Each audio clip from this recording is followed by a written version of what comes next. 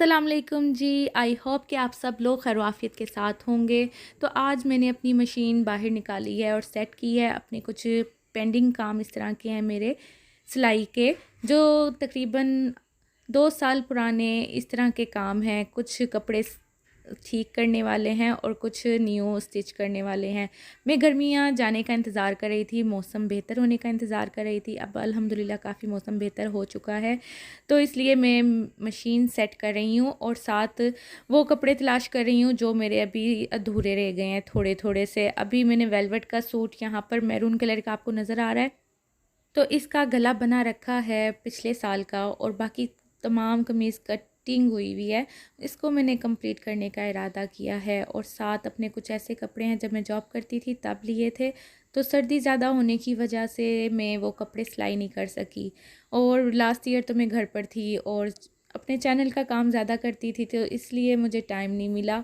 और अब मैंने सोचा कि ये सारे काम अपने जो सिलाई के काम है पेंडिंग, वो सर्दी ज़्यादा होने से पहले पहले मैं कंप्लीट कर लूँ, ताकि मैं ये इस्तेमाल में ला सकूँ अपने कपड़े।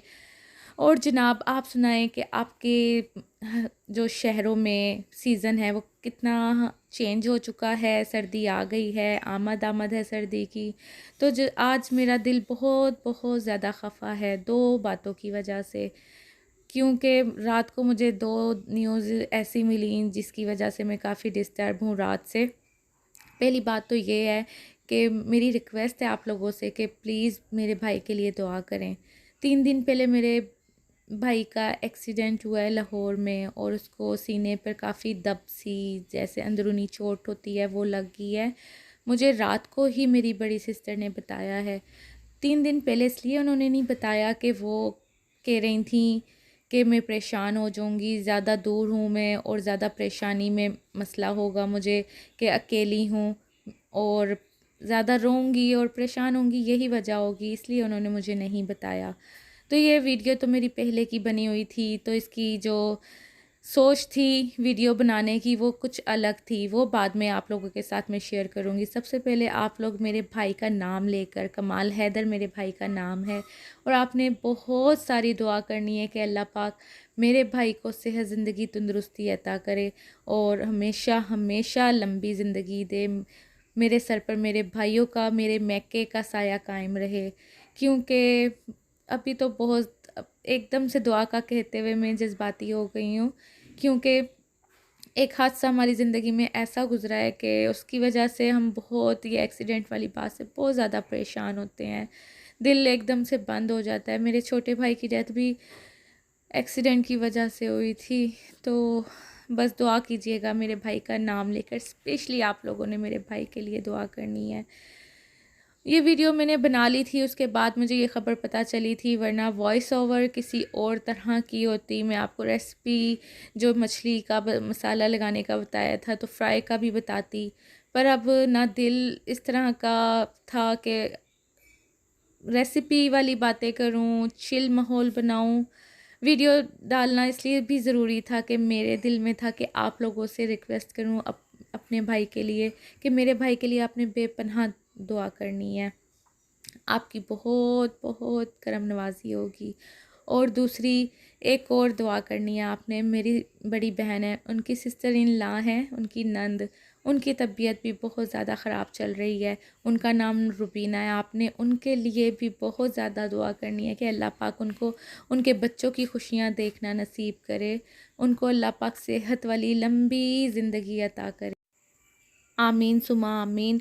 जब जब मैंने आप लोगों से अपने लिए दुआ का कहा, तो आप लोगों ने इतनी प्यारी, इतनी अच्छी दुआएं दी कि मैं मुश्किलात से निकल आई। अल्लाह ताला ने मुझ पर अपनी रहमत नाजिल करी और मेरी परेशानियां ख़त्म करी। तो आप लोगों ने रुबीना बाजी का और कमाल भाई का, कमाल हैदर का नाम लेकर अल्लाह ताला से दुआ करनी है। पता नहीं किसके हाथ उठे हों और अल्लाह ताला उसकी बात मान जाए, दुआ कबूल कर ले। तो ये रात की रूटीन है। जब मैंने मसाला लगा दिया था एक दिन, अभी मतलब 2-3 घंटे रखे रहा था ये मसाला लगा हुआ मछली पे, तो सालन भी कोई नहीं बनाया था, क्योंकि मछली तल लो ना तो बच्चे इतना खाना नहीं खाते, सिर्फ मछली खाते हैं, वो भी विदाउट रोटी के। तो ये अंडे गंडे बना रही हूँ मैं यहाँ पर। बट ये फिर भी नहीं खाया गया था। अभी फ्रिज में भी ये रखा हुआ है अंडे गंडे का सालन, क्योंकि जब मछली खा लें तो बस मछली खाते खाते ही थोड़ी थोड़ी सी करते हुए उसमें से कांटे निकालते हुए आपकी भूख ख़त्म हो जाती है, मुझे तो ऐसा ही लगता है। तो ये जो करेले की टिप आप लोगों को एक देनी थी मैंने, कि ये जो करेले कड़वे होते हैं, कड़वापन ख़त्म नहीं होता, इसके लिए आप सिर्फ करेले ख़रीदें। करेले ख़रीदने के बाद इनको कट ऑफ़ करें। कट ऑफ़ करने के बाद आप लोगों ने हल्का सा नमक लगाना है और आधा पौना घंटा रखे रहने देना है। फिर इसको ना मलना है और ना ही करेलों को दबा के इसका रस निकालना है। जितना हम इसका रस निकालने की कोशिश करते हैं ना, ये इतने ही कड़वे होते जाते हैं। तो बस एक दो पानी से इसको धोकर और इसको बस आपने फ्रीज़र में रख देने हैं। कल मतलब के आप लोगों ने कल करेले पकाने हैं ना, तो आज आपने करेले काट के ना फ्रिज में रख देने हैं, नमक लगा के धो दो पानियों से धोकर फ्रिज में रख दें। और दूसरे दिन आप निकाल कर फ्राई करके पकाएं, जिस भी रेसिपी में आपने पकाने हैं। तो बिल्कुल भी हल्के से करेला हो और कड़वा ना हो, ये कैसे हो सकता है?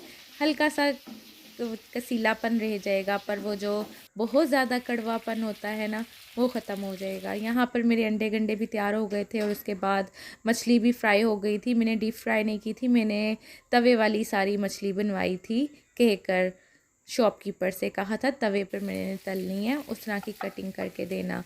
तो इस तरह मुझे ज़्यादा अच्छी लगती है। और जो ऑयल डीप फ्राई होती है तो वो बहुत बाज़ दफ़ा ना मछली में आँच कम होने की वजह से बहुत ऑयल पी लेती है ना मछली।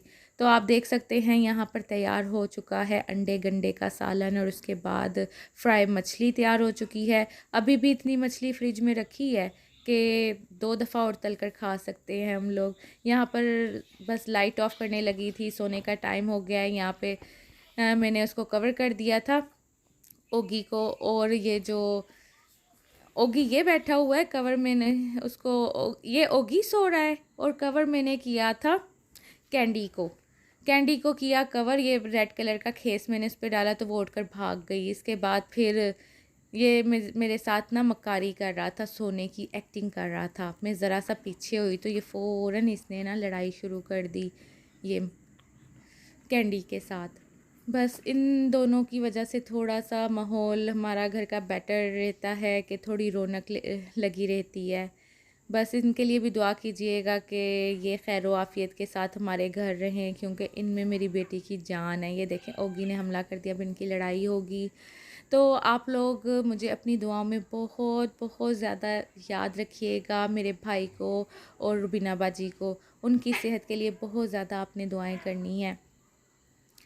तो ये बिल्लियों के साथ तो लगे रहते हैं हम लोग सारा दिन, कभी किसी को तंग, कभी मेरा बेटा तंग करता है। ख़ासकर ओगी को बहुत ज़्यादा तंग किया जाता है, और जो है कैंडी उसको इतना ज़्यादा तंग नहीं करते। जो कैंडी है ना मानो बिल्ली, और वो ओगी है बिल्ला। बस इनकी लड़ाई चलती रहती है और हम इन्हीं को एंजॉय करते रहते हैं। तो जनाब, मैं आपको अपनी दुआओं में हमेशा हमेशा याद रखूँगी। आप लोग भी मुझे अपनी दुआओं में याद रखिएगा। फिर जो भी आपकी नज़र में मेरी वीडियो आती है उसमें फिर मुलाकात होगी। और इसी दुआ के साथ आप जहाँ कहीं भी रहें, अल्लाह ताला की अमान में रहें, शादो आबाद रहें। अल्लाह हाफिज़, बाय बाय।